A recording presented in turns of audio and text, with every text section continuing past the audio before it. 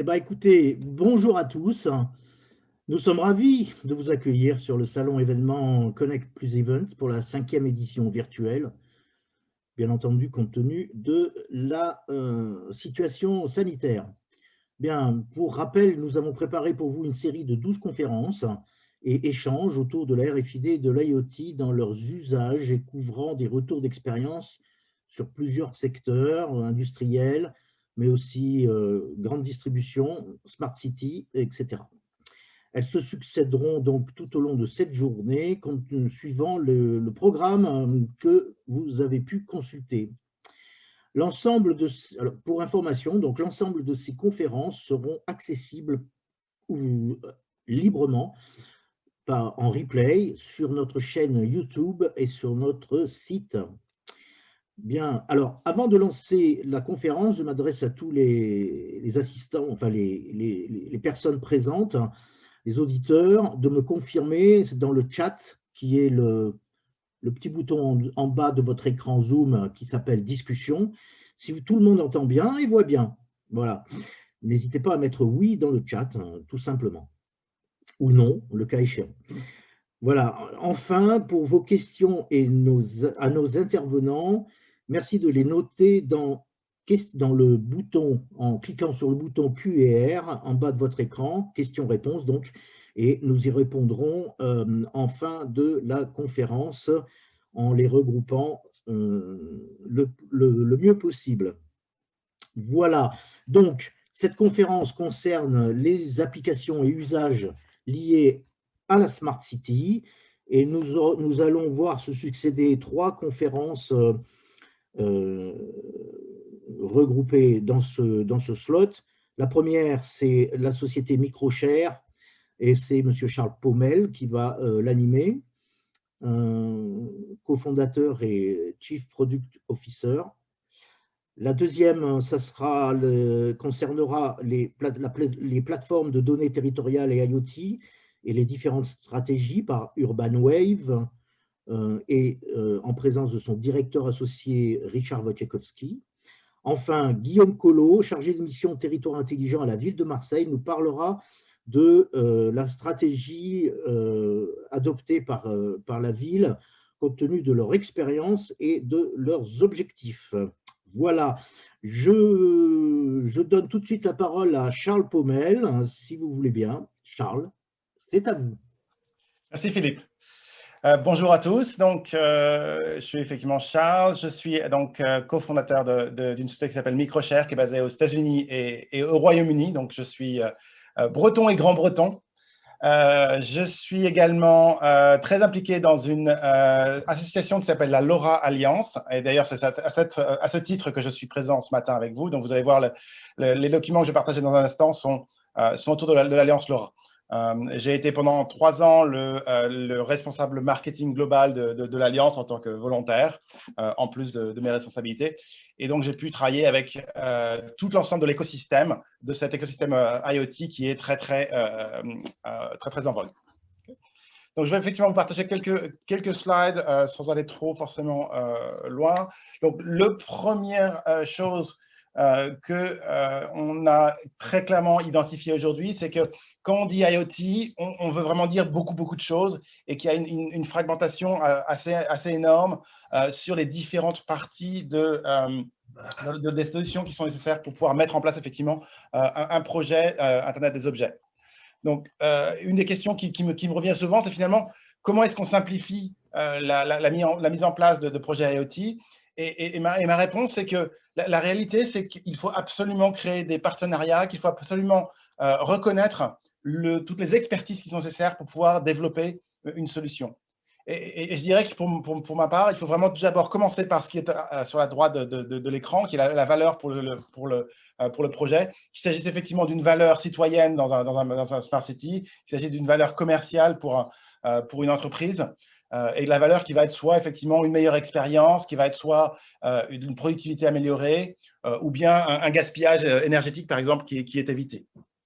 Donc, toujours démarrer effectivement avec qu'est-ce qui va créer de la valeur, qu'est-ce qui est effectivement le problème qu'on est en train de résoudre, et puis finalement réaliser les différentes parties de la solution qui vont être nécessaires. Et là, donc, du coup, on part sur la gauche. Typiquement, effectivement, la première chose auquel les gens pensent pour l'IoT, c'est effectivement les capteurs.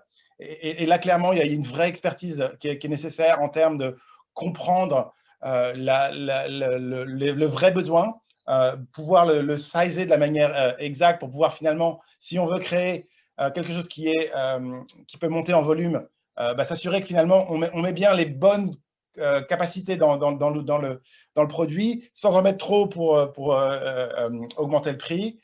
S'assurer bien effectivement qu'on a réfléchi à l'opportunité de peut-être faire évoluer ce produit, donc bien effectivement inclure toute la partie finalement update de firmware ou update de paramètres pour que le produit puisse lui-même évoluer sans forcément avoir besoin d'être ramené en usine, parce que clairement, on est sur des objets qui vont être disséminés partout dans le monde, qui vont être parfois implantés dans, par exemple, on va parler de smart parking tout à l'heure. Si j'ai un capteur de parking qui est installé dans le dur, dans du goudron, je ne vais pas vouloir aller le récupérer pour pouvoir mettre à jour son applicatif. Donc, vraiment réfléchir beaucoup à cette partie-là, à la fois mon besoin actuel, le sizer de façon correcte, et également penser à anticiper à tous les besoins d'évolution future au maximum pour pouvoir y réfléchir. La deuxième partie qui est souvent celle qui prend le haut du pavé, c'est la partie réseau. Donc, effectivement, réfléchir à son besoin en termes de communication de façon très large. À la fois, il s'agit effectivement forcément de quel est le genre de montant de données que je vais vouloir récupérer, la fréquence que je veux récupérer, la rapidité à laquelle j'ai besoin de cette information. Est-ce que c'est des choses sur lesquelles j'ai vraiment besoin d'une milliseconde de réponse, ou est-ce que je suis OK à recevoir cette information peut-être 1 ou 2 secondes après qu'elle a été créée? Et puis, effectivement, le coût qui est forcément toujours aussi en haut de ça. Donc, là, il y a vraiment une vraie réflexion à se faire autour de ça. Est-ce qu'on veut utiliser un opérateur public ou est-ce qu'on veut mettre en place une infrastructure privée, par exemple? Et là aussi, j'en parlerai un petit peu tout à l'heure. On passe après effectivement sur la partie de la sécurisation, à la fois sécurisation de la donnée qui est dans l'objet, donc dans le capteur, mais également sécurisation de la donnée à travers toute sa vie, à la fois quand elle passe sur le réseau, quand elle est traitée sur les différentes serveurs cloud, etc. Il va falloir ensuite réfléchir à développer des applicatifs qui vont permettre finalement aux utilisateurs, aux humains, d'exploiter cette information. Réfléchir beaucoup à la partie vie privée, conformité à la législation, par exemple le RGPD, etc.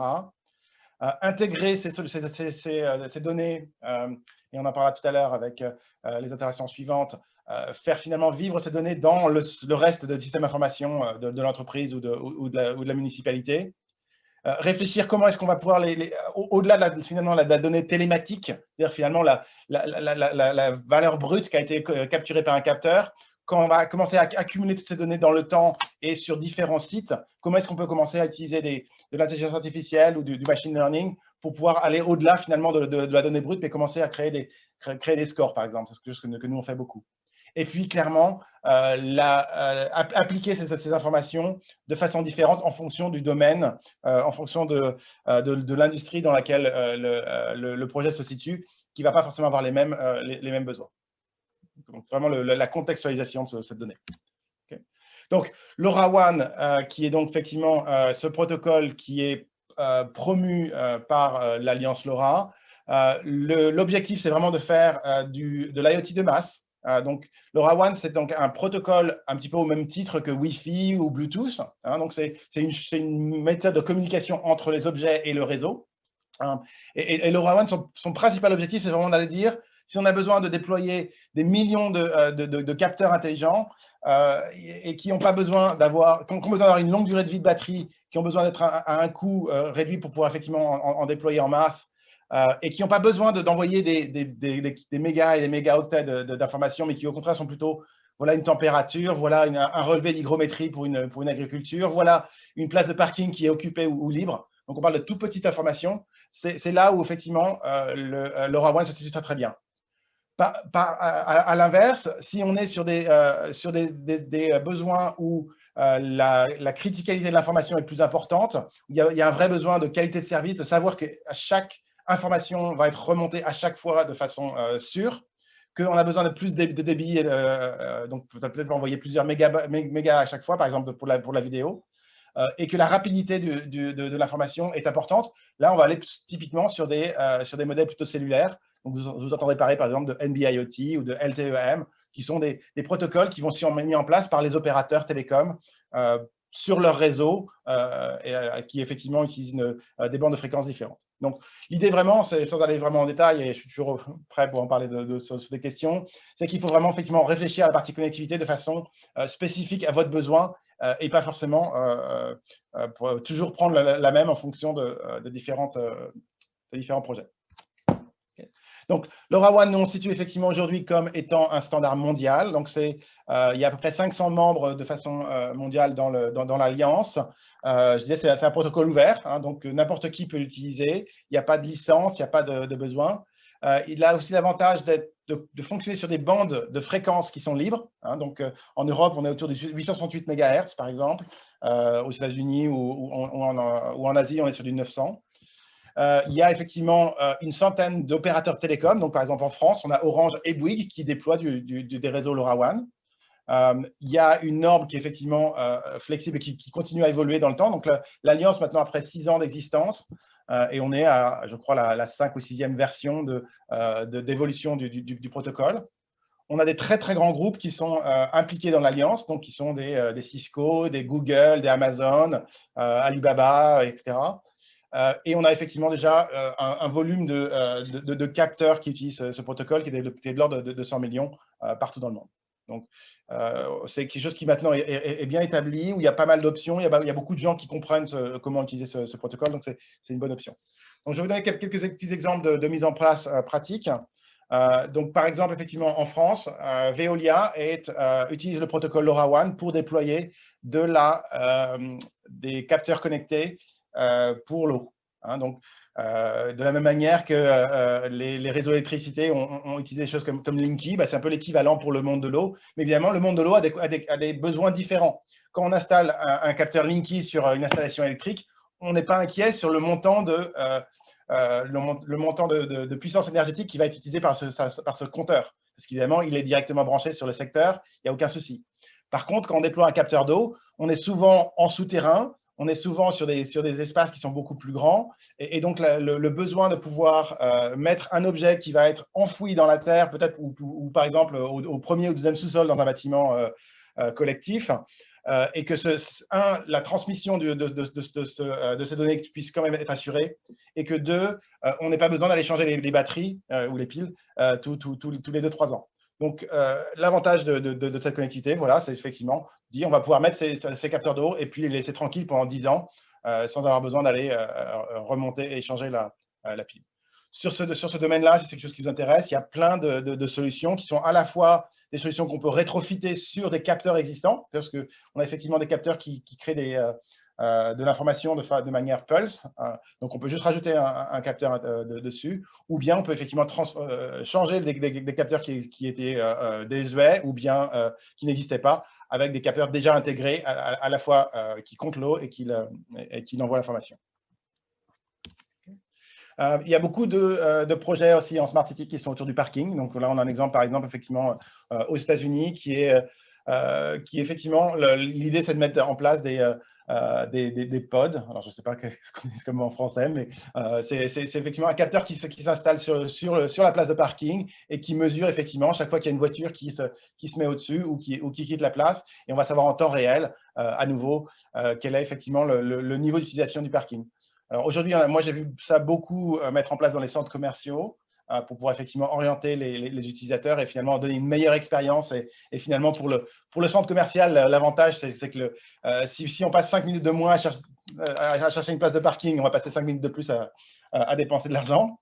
Moi, je fais ça aussi beaucoup. Je suis en train de déployer tout ça avec des universités, par exemple, pour effectivement aider, par exemple, l'accès aux places visiteurs ou à des places spécialisées, par exemple les places pour les véhicules électriques, pour savoir effectivement à nouveau s'il y a une place disponible. Donc, les avantages vraiment sont autour de le confort de l'utilisateur. Pour les villes, c'est souvent effectivement aussi une manière de pouvoir orienter les agents de stationnement sur des zones qui sont peut-être un peu plus chères et sur lesquelles il y a des amendes qui peuvent être générées. Ce n'est pas quelque chose que je recommande. Okay. Et puis, un exemple de ce que nous, on fait dans la partie plutôt à l'intérieur du bâtiment. Donc, nous, on est effectivement impliqué avec une société de facility management qui s'appelle Aramark, qui est un concurrent direct, par exemple, de Sodexo.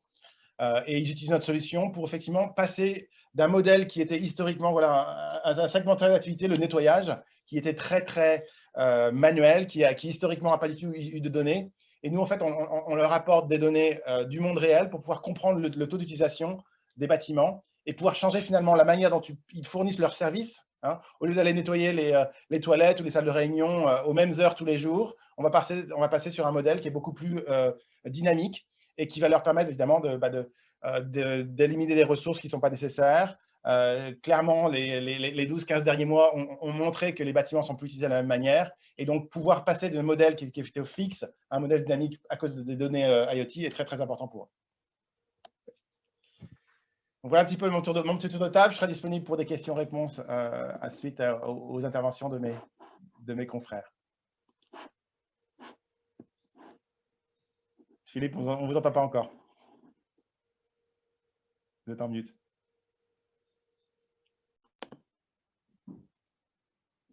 Et je donne la parole immédiatement à Richard Wojciechowski pour Urban Wave, une présentation concernant les plateformes IoT et de data territoriale, données territoriales. Bonjour Philippe, merci. Bonjour à tous. Donc, je vous demande 30 secondes le temps de partager mon écran avec quelques slides. Donc, je vais essayer d'être le plus synthétique possible. Je crois qu'on a à peu près un quart d'heure qui nous est accordé. Donc, l'objet de cette présentation, en fait, consiste à, comme on est sur un thème qui est celui de la Smart City et de, je dirais, mettre en évidence ou je dirais d'articuler deux notions que sont à la fois les plateformes de données territoriales et les plateformes IoT. Donc, avant d'aller plus loin, je vais vous dire quand même deux mots sur Urban Wave, si ça veut bien. Voilà, donc c'est une société qui a été créée en 2012, qui est une société de conseil, exclusivement basée sur le domaine du numérique, avec une approche, je dirais, qui est systématiquement basée d'abord sur les usages. On est bien évidemment féru de technologie, mais on est convaincu que c'est la technologie qui est au service des usages et que on n'a pas utilisé la techno uniquement comme pour ce qu'elle est. Et quelque part, on a horreur des technologies qui sont des solutions qui cherchent des problèmes, mais on cherche d'abord à identifier le problème et ensuite à trouver une solution à ce problème. Sur ce plan de la technologie, donc je dirais que les quelques mots-clés sous-jacents, c'est la donnée, c'est l'Internet des objets, c'est la sécurité, les systèmes d'information. Et Urban Wave intervient globalement sur trois grands domaines qu'on peut résumer en Smart City, Smart Service et Smart Industry. Et je crois que le plus simple pour illustrer un petit peu nos propos, c'est de vous mettre en évidence quelques références, quelques structures qui nous font confiance. Donc, le thème encore étant celui de la Smart City, on a essayé de mettre en évidence ici quelques territoires avec lesquels on a l'occasion de travailler, mais on intervient bien évidemment également avec des entreprises privées dans le domaine industriel. Alors, quelques définitions, tentatives de définition plutôt, pour commencer sur la plateforme territoriale. Qu'est-ce que c'est? En fait, ce qu'on peut constater, et je vous propose de faire l'exercice en utilisant votre moteur de recherche favori, vous verrez que c'est assez diffus. Si vous tapez plateforme de données territoriale, on va tomber sur des choses qui sont en lien avec les entrepôts de données, de l'open data, de l'hypervision, des observatoires. On va retrouver évidemment les termes de plateforme IoT, etc. Donc, c'est très clairement quelque chose qui est relativement flou. Par contre, ce qu'on peut constater quand même, c'est que ce sont des enjeux qui sont clairement identifiés. Et donc là, on est bien évidemment loin de la technologie. Un des enjeux, des premiers enjeux qu'on peut constater, c'est l'amélioration du service à l'usager. Alors pour ceux qui ne sont pas dans le domaine, je dirais, des collectivités, mais qui sont dans le domaine privé, rien de plus simple de transposer les choses en parlant de service au client, bien évidemment. Donc, améliorer le service à l'usager, Monsieur Pommel, tout à l'heure, évoquait un exemple, ben, c'est celui de faciliter le stationnement pour des utilisateurs. Deuxième objectif, c'est de piloter les politiques publiques. Et j'ai pris un exemple, c'est de simuler l'impact que pourrait avoir la mise en place d'un nouveau bâtiment sur la qualité de l'air, sur le bruit, sur la circulation automobile. Et pour ce faire, on a besoin bien évidemment de tout un tas de données et de pouvoir les manipuler de manière à pouvoir simuler de nouveaux scénarios. Troisième objectif, bien évidemment, c'est superviser et améliorer la performance des services rendus. Donc, c'est quelque part être plus efficace. Donc là, j'évoquais un exemple qui est de pouvoir croiser les données de l'activité du territoire, que ce soit culturel, sportif, politique, en termes de manifestations, etc., de manière à mieux organiser les services de sécurité et de protection, justement en tenant compte de toutes ces informations et de ne pas se laisser dépasser par le fait qu'il y a à la fois un match au Vélodrome à Marseille, plus une manifestation sur la Canebière, ce qui pourrait amener à un total encombrement de la ville.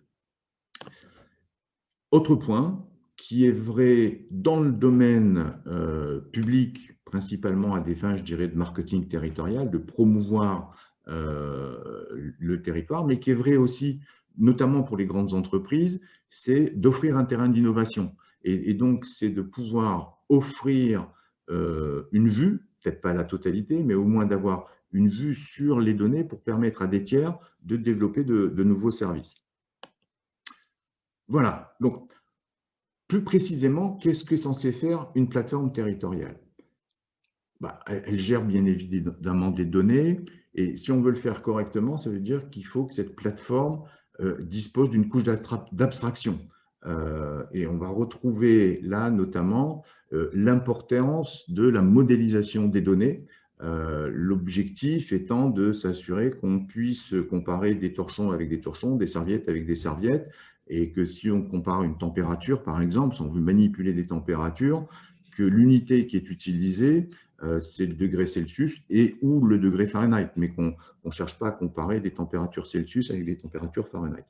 Il y a la collecte des données, il y a toutes les problématiques liées à la transformation des données, il y a toujours des opérations de nettoyage. Je évoquais tout à l'heure la température, c'est disposer des outils qui vous permettent de passer d'une unité à une autre.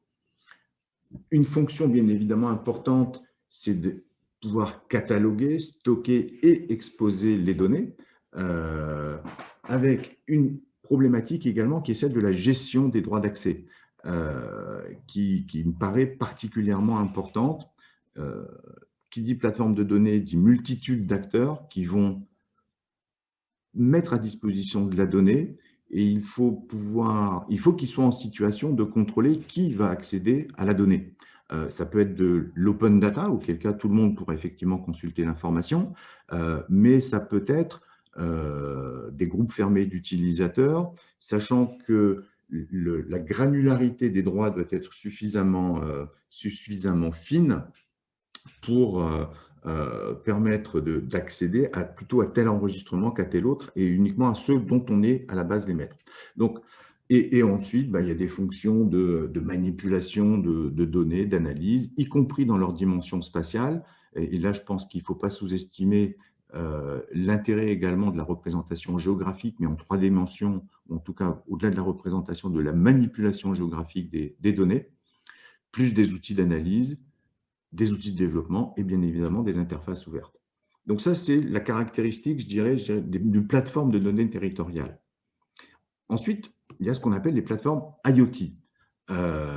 Et on peut constater que, si vous regardez le petit schéma de gauche, ce qui est en marron foncé, c'est notamment tout ce qui est en recouvrement quelque part avec la partie plateforme de données.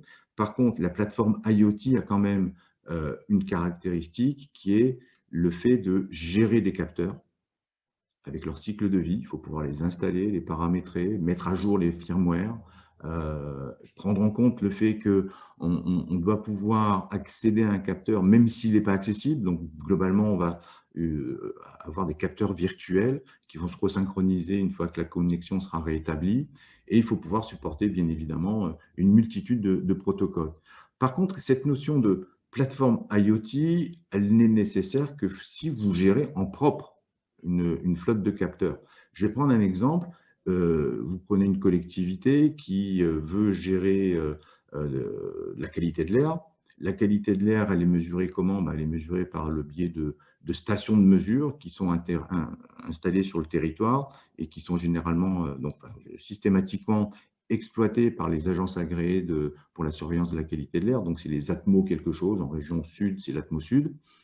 En tant que collectivité, ce qui vous intéresse, c'est la donnée.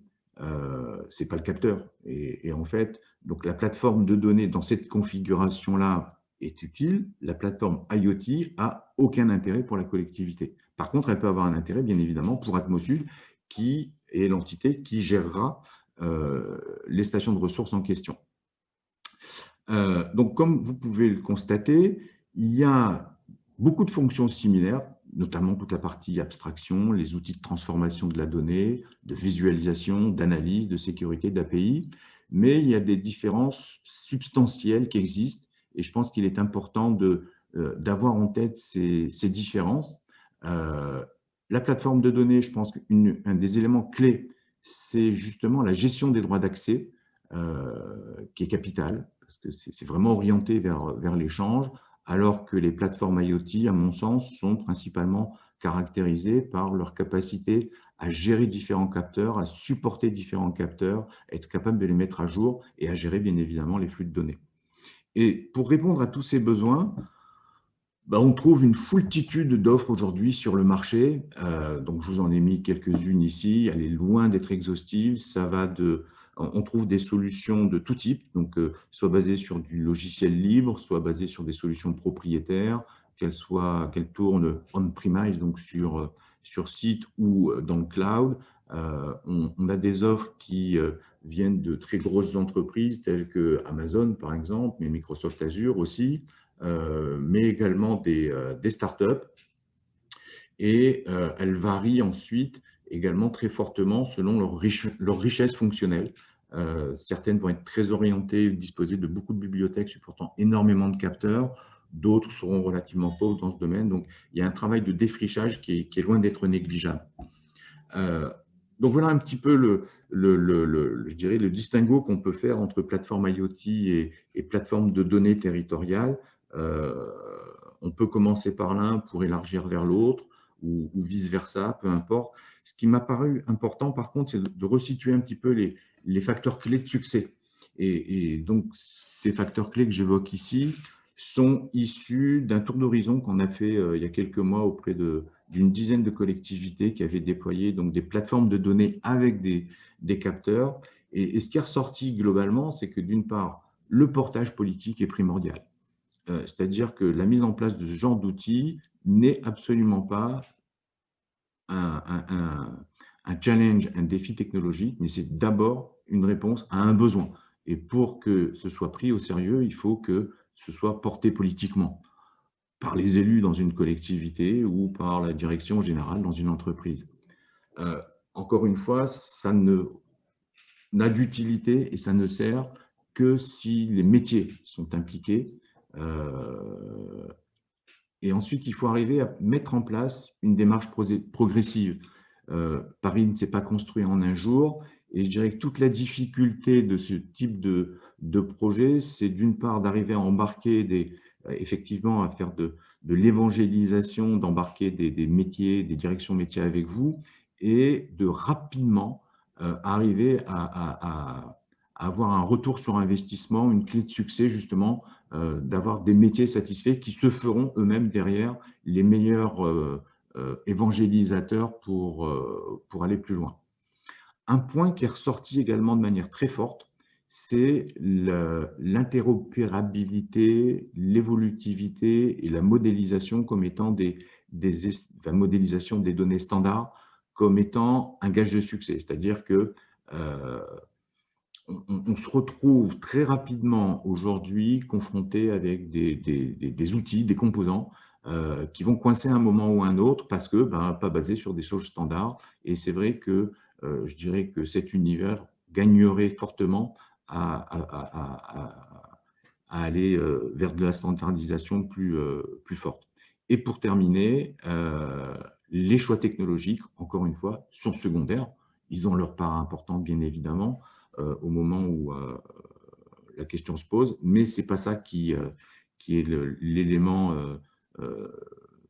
leadership, enfin, qui est le driver de ce type d'opération. Voilà en quelques mots ce que je pouvais vous dire sur les plateformes de données territoriales et les plateformes IoT. À toi, Philippe. Bien, écoutez, merci Richard pour cette présentation synthétique et néanmoins instructive. Voilà. Je vous invite à poser des questions, encore une fois, sur le bouton QR en bas de votre écran Zoom. Et sans plus tarder, je vais donner la parole à Guillaume Collot, chargé de mission territoire intelligent à la ville de Marseille, qui va nous parler de ses propres expériences et stratégies pour la ville. Bonjour à tous, enchanté d'être parmi vous. Alors, contrairement à ce que j'ai dit tout à l'heure, je vais peut-être présenter un petit truc. Oui, alors je ne sais pas si j'ai le partage actif, je regarde. Vous allez me dire si ça passe. Oui. Est-ce que vous voyez quelque chose? Oui, tout à fait. Parfait. Alors, beaucoup de choses ont été dites, je dirais, par mes collègues, M. Pommel et par Richard. Richard, je t'appelle par ton prénom parce que j'ai peur d'écorcher ton nom de famille. Les enjeux à l'échelle de la ville, et ça a été très bien résumé par Richard, ils sont pas technologiques, mais pas du tout. La ville de Marseille a un historique relativement long, donc dans ce qu'on appelait autrefois la Smart City et maintenant le territoire intelligent, où on était dans le fantasme technologique et on est revenu, assez récemment à des enjeux plutôt, je dirais, intelligence collective et qu'est-ce qu'on peut faire ensemble pour mieux faire. Alors là, la petite frise que je vous montre, c'est un petit état des lieux de l'accélération des projets dits numériques ou smart cités qui ont pu être menés à la ville de Marseille. Pour faire un peu la cinématique, pour faire une smart city, comme on l'entendait avant, il faut quand même quelques clés de départ. Il faut des infrastructures, il faut des moyens de collecter les données, il faut des environnements pour stocker, traiter les données, et il faut des outils pour ensuite utiliser ces données. Et donc la première tranche infrastructure, nous on l'a adressée en propre chez nous, et à travers deux items. Le premier, c'est la vidéoprotection urbaine sur notre territoire.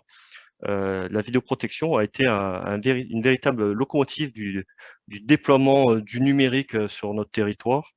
Au jour où je vous parle, on a dépassé les 1500 caméras de vidéoprotection, auxquelles s'ajoutent des caméras d'autres typologies comme vidéocirculation, télésurveillance, ou celles qui sont employées dans les réseaux qui sont opérés notamment par le transporteur, la RTM, donc la Régie des Transports Marseillais, enfin métropolitain, pardon, maintenant.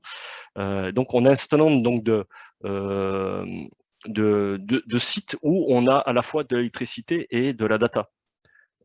Donc ça, c'est quand même c'est très important. C'est quand on veut faire une ville intelligente, on pense beaucoup à la data, mais il faut aussi de l'électricité. Et c'est pas une mince affaire sur un territoire. Et pour démultiplier cette démarche-là et espérer mailler au plus près les futurs cas d'usage, notamment sur l'espace public, on a une vraie stratégie au niveau de l'éclairage public.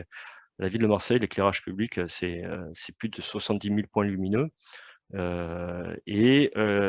Toutes ces émergences sont autant d'opportunités pour y positionner des capteurs, des services, voire des bouquets de services. Donc, en fait, tout mobilier sur l'espace public est peut-être pourvoyeur d'un service ou d'une optimisation. Donc, on a commencé par l'éclairage. Donc, on est, pour rejoindre mon collègue M. Pommel, on a déployé il y a quelques années un réseau LoRa qui est opéré uniquement pour la ville de Marseille, hein, pour les besoins de la gestion et télémétrie de l'éclairage, qui permet donc d'assurer un bon fonctionnement, identifier le plus en amont les pannes, optimiser l'exploitation donc du parc d'éclairage, faire le lien avec notre GMAO, notre gestion de maintenance assistée par ordinateur, et maintenant avec un certain recul de quelques années, on est capable d'identifier les signaux faibles, donc des situations anormales, et voire faire du prédictif. Donc voilà, ça c'est l'ossature de notre démarche, et derrière on s'est posé la question de quels sont les métiers que l'on peut adresser, et surtout quel acteur en interne ou en externe est suffisamment mature pour que le projet puisse naître. Richard l'a indiqué, c'est extrêmement important. Alors c'est d'autant plus vrai dans une collectivité peut-être que dans le privé, où peut-être les circuits de décision sont plus simples à mettre en œuvre. Chez nous, c'est toujours un peu complexe, surtout à l'échelle d'une ville comme Marseille, où c'est un gros paquebot, hein. J'espère que c'est pas le Titanic, hein. Mais bon, c'est un gros paquebot. Il faut un portage politique extrêmement fort. Il faut que ça s'inscrive dans une stratégie, dans une politique publique, et que ce soit une déclinaison de cette politique publique. Et derrière, une fois que ceci est acté, je dirais le métier qui va porter le cas d'usage doit être, au-delà d'être convaincu, il doit être acteur et moteur de la mise en œuvre donc du projet. Et c'est facile à dire comme ça, mais la réalité fait que par le passé, nous, on a eu des difficultés où on s'est rendu compte que on a fait des projets, mais le métier, finalement, on s'est rendu compte qu'en cours de route, ben, il n'était pas suffisamment partie prenante, suffisamment impliqué et moteur dans la démarche. Et à la fin, on a un demi-succès, voire parfois un échec. Donc, ça, c'est vraiment un enjeu extrêmement fort chez nous. Alors, on a adressé des thématiques comme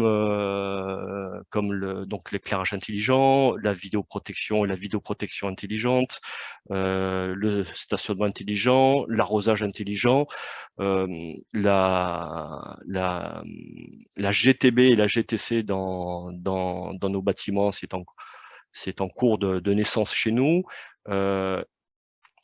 On avait le fantasme à une époque d'avoir un super outil, on appelle ça un hyperviseur, hein, qui est capable d'aller chercher les données dans les différents outils métiers et qui servent à piloter l'éclairage, le stationnement, le nettoiement ou que sais-je, et que ce super outil serait capable donc de nous donner une vue en temps réel et qu'on n'aurait plus qu'à appuyer sur les boutons pour faire fonctionner de façon optimale la ville de Marseille.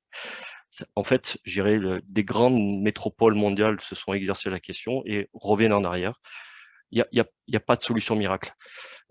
Et pour pouvoir mieux accompagner nos stratégies, nos grosses évolutions, c'est de travailler sur des grands principes qui ont été énoncés par Richard. Il faut se poser la question déjà donc, de la pertinence du cas d'usage. Est-ce qu'on répond à une difficulté, à un point de douleur, ou à la possibilité de délivrer un nouveau service ou améliorer un service? Il faut absolument, dès le départ, partir du fait que les solutions, quelles qu'elles soient, au niveau de la collecte, enfin de la création de la data, de la transmission de la data ou du stockage de la data ou des outils qui font travailler la data, qu'on soit sur des solutions normalisées, standardisées, donc interopérables. C'est extrêmement important dans le cas des collectivités, parce que nous, on est soumis à des marchés publics. Et si on choisissait une solution avec des protocoles un peu exotiques, propriétaires, ce qui nous a été proposé par le passé, hein, dans la cadre donc, de la fin du marché, ce qu'on appelle la réversibilité, et pour pouvoir produire un nouveau marché, eh ben, il faut qu'on puisse récupérer le travail qui a été opéré dans le premier marché pour le transmettre au nouveau titulaire. Et si le nouveau titulaire a une solution très différente, ça pose un problème. Et donc, il va falloir réinvestir, surinvestir pour pouvoir assurer la continuité de service. Donc, nous, on insiste énormément justement sur les choix que peuvent nous proposer les acteurs qui travaillent avec nous sur ces questions-là, donc d'interopérabilité. Et l'aspect normatif donc des démarches. On parle beaucoup de données. Un des enjeux majeurs pour nous, c'est pas du tout le capteur, c'est pas le transport de la donnée. On pense qu'il y a des opérateurs qui font ça très bien. Nous, c'est la donnée elle-même. C'est l'accessibilité de cette donnée-là et pour la collectivité, la souveraineté.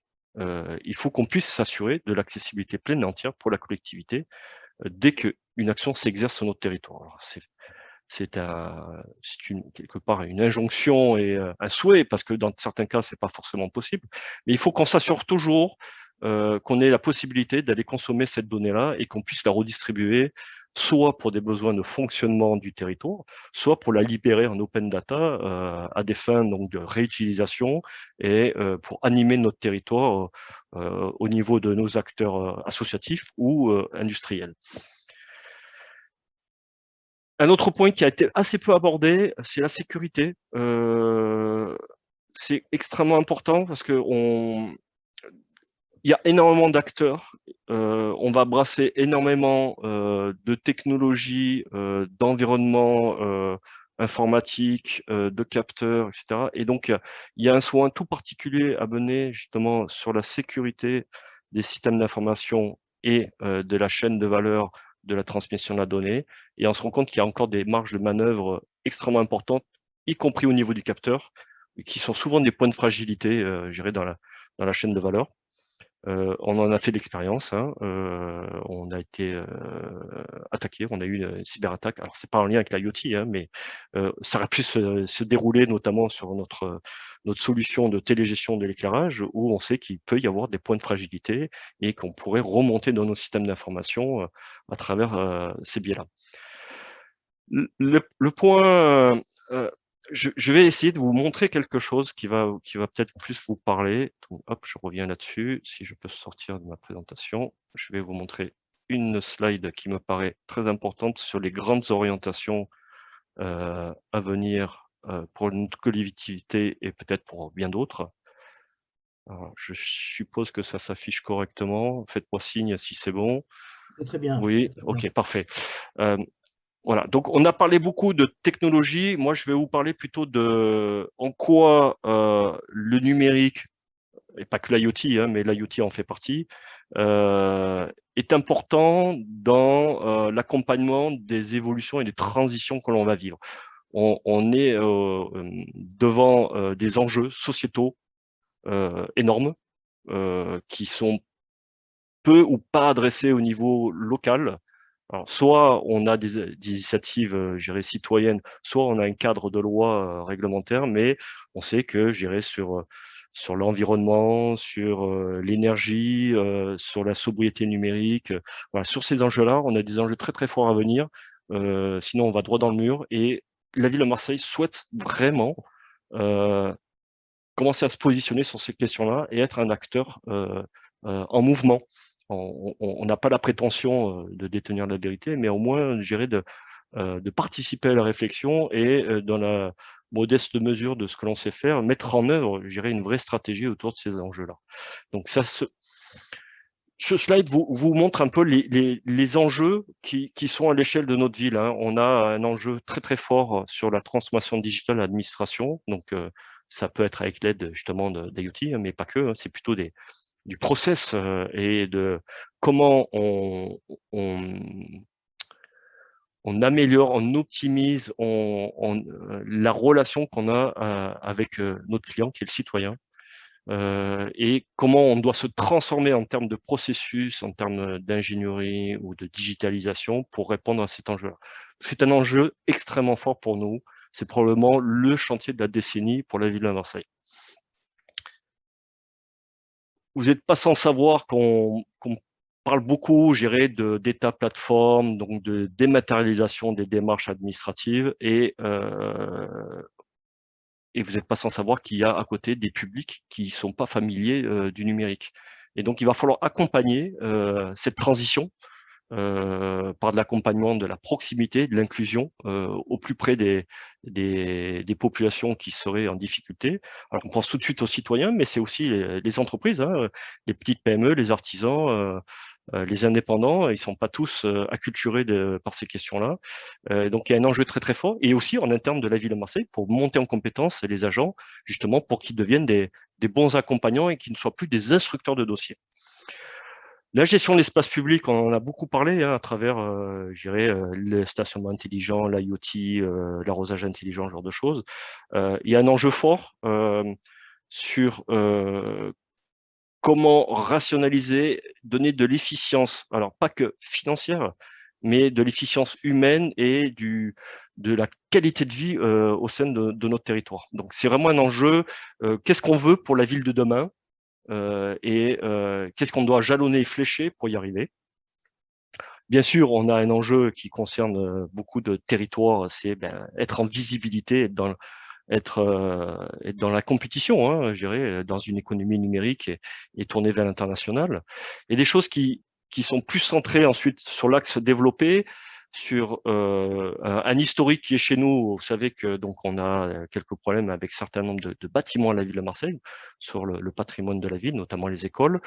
Pour vous donner un ordre d'idée, il y a le patrimoine de la ville de Marseille, c'est un peu plus de 1000 bâtiments, donc c'est énorme, hein. Les groupes scolaires, c'est 480 groupes scolaires. Et on a un enjeu aussi, voire intergénérationnel, de mise à niveau, d'optimisation, de pilotage de l'ensemble de ces bâtiments.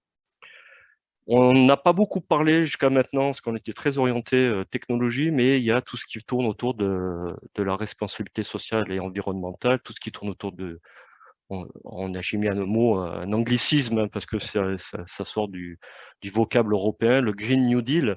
C'est qu'est-ce qu'on peut faire justement par rapport à nos enjeux environnementaux et comment on peut intégrer ces nouvelles notions dans nos façons de travailler. Donc, on travaille beaucoup sur ces questions-là. Et une thématique qui, en tout cas, qui est nouvelle à la ville de Marseille, hein, qui n'est peut-être pas nouvelle pour tout le monde, mais nous, c'est la citoyenneté numérique. Comment faire en sorte que le citoyen soit au cœur de nos politiques et qu'il soit acteur de ces politiques. Voilà. Et le dernier point qui peut-être pas qui vous parle peut-être pas, mais qui est extrêmement important pour l'ingrédient, le liant de tout ce dont on parle aujourd'hui. On parlait de portage politique, mais derrière, ça sous-entend une gouvernance. C'est le qui fait quoi, comment, à l'échelle du territoire. Quel acteur doit travailler avec quel acteur et de quelle façon. Donc, nous, on n'a pas prétention à avoir une gouvernance unique à l'échelle de notre territoire, mais plutôt des gouvernances unifiées qui regardent dans la même direction et qui seraient sur des mêmes processus. Je crois que j'ai pas mal parlé. Je ne sais pas si peut-être Philippe, tu souhaites que j'illustre un petit peu par des cas pratiques. J'ai quelques questions pour toi, justement, notamment. Alors, je coupe le partage. Non, tu peux laisser. laisser. Non, je peux laisser, d'accord. C'est pas grave. Oui, alors j'ai plusieurs questions. Alors, je vais les prendre dans le désordre là. Il y a une question pour toi de Pierre Métivier que je connais bien, on connaît bien chez ConnectWeb et que tu as croisé une ou deux fois déjà. Quelle est l'application Smart City qui a le plus d'impact sur les citoyens pour toi et pour la ville de Marseille, notamment selon ton expérience? Alors, ça dépend ce qu'on met dans le mot Smart City. Là, comme on est sur, entre guillemets, une table ronde qui parle beaucoup de technologies que l'on déploie à l'extérieur, essentiellement sur des espaces extérieurs, pour ce qui nous concerne l'espace public. Mais nous, je dirais la Smart City, c'est aussi les bouquets de services que l'on délivre à nos citoyens. Donc, c'est pas forcément du capteur. Oui. Donc, si je parle de l'espace public, on a commencé depuis quelques années, notamment sur le stationnement via notre délégation de services publics, à mettre en œuvre donc des briques de services Smart City, donc la possibilité de payer à distance son stationnement. Donc on parle de stationnement payant. Donc ça existe depuis quand même pas mal d'années, et donc c'est une application qui fonctionne très bien.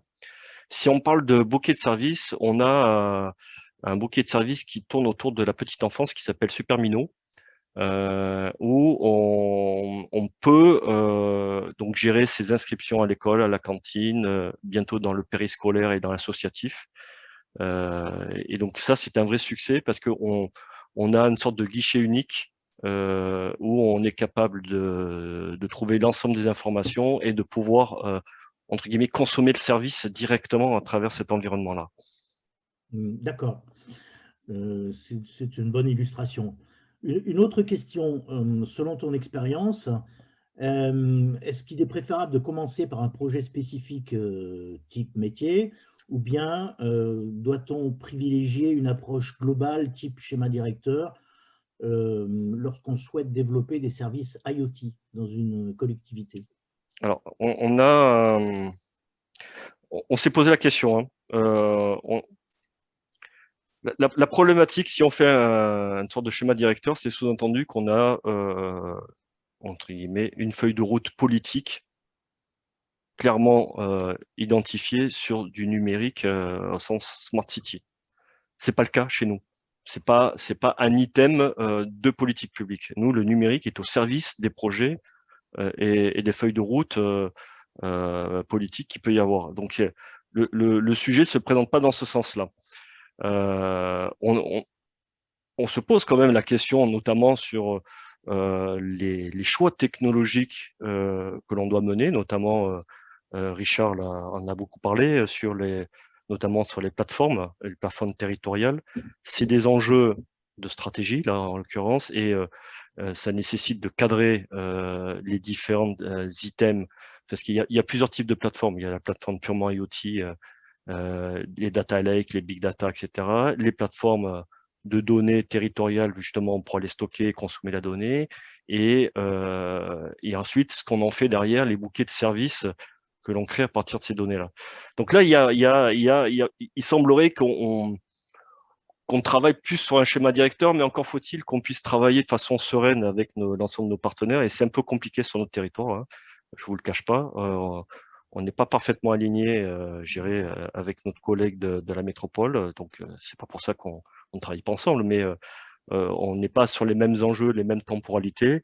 Et ça pose quelques soucis pour avoir une vision, une stratégie commune. Sachant que le rapport est un peu faussé. La ville-centre de la métropole Marseille pèse quasiment la moitié de la population de la métropole. Donc, ce qui fausse un peu la relation et qui complexifie la façon dont on travaille. Alors, on y arrive quand on est sur des projets réglementaires. Quand on est sur des projets purement innovants, c'est un peu plus compliqué. Pour aller plus loin avec une illustration où on a su avoir une vraie stratégie, c'est l'Observatoire de la tranquillité publique. Donc, c'est un projet de croisement de données autour de la gestion de l'espace public et de sa connaissance. Donc, c'est un projet qui a été sous maîtrise d'ouvrage chez nous, police municipale, dans un premier temps pour les usages vraiment de sécurité et de sûreté du territoire. Et on a, dans ce projet-là, mis en œuvre tout un savoir-faire, à la fois sur la captation des jeux de données, qui soient en interne dans nos métiers ou chez des partenaires extérieurs, mis en œuvre une vraie stratégie sur l'organisation de la donnée à la ville, donc une vraie gouvernance de la donnée, donc avec des instances, des processus, mis en place ce qu'on appelle une DPO, donc une personne en charge des bonnes pratiques autour de la donnée, notamment l'application du RGPD. Derrière, on a acquis le savoir-faire sur comment on valide des jeux de données, comment on les nettoie, comment on les réconcilie entre eux, comment on les norme, comment on les épure, on les nettoie, et ensuite, comment à partir d'un point de douleur, d'une difficulté d'un métier, on est capable d'identifier les jeux de données dont on a besoin pour les croiser, pour créer l'indicateur, voire le processus qui va nous aider à mieux piloter le métier.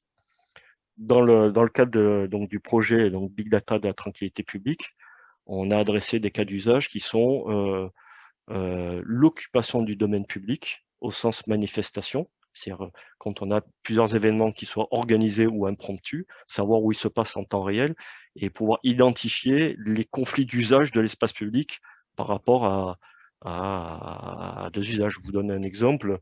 Imaginons qu'on refasse donc l'avenue du Prado à Marseille, qui est une grande avenue, et en même temps, on organise une manifestation dessus.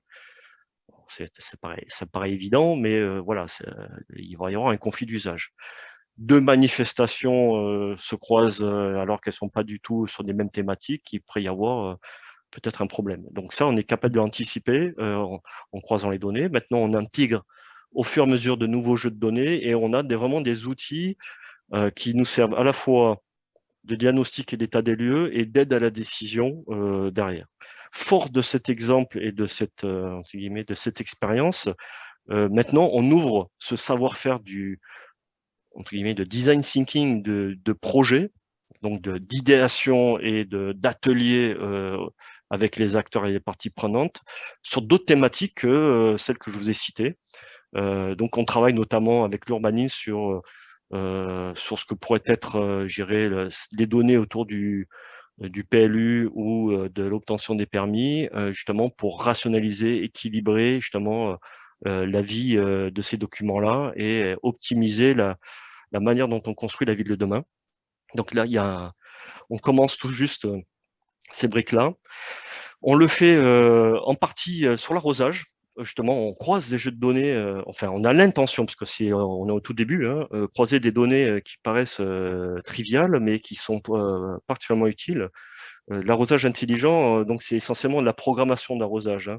Mais on va croiser des données donc de météo, ça paraît évident, des données de comptage véhicules et personnes, d'affluence, pour savoir ce qui se passe sur les parcs ou à proximité des parcs, pour savoir s'il y aura une pression d'utilisation du parc.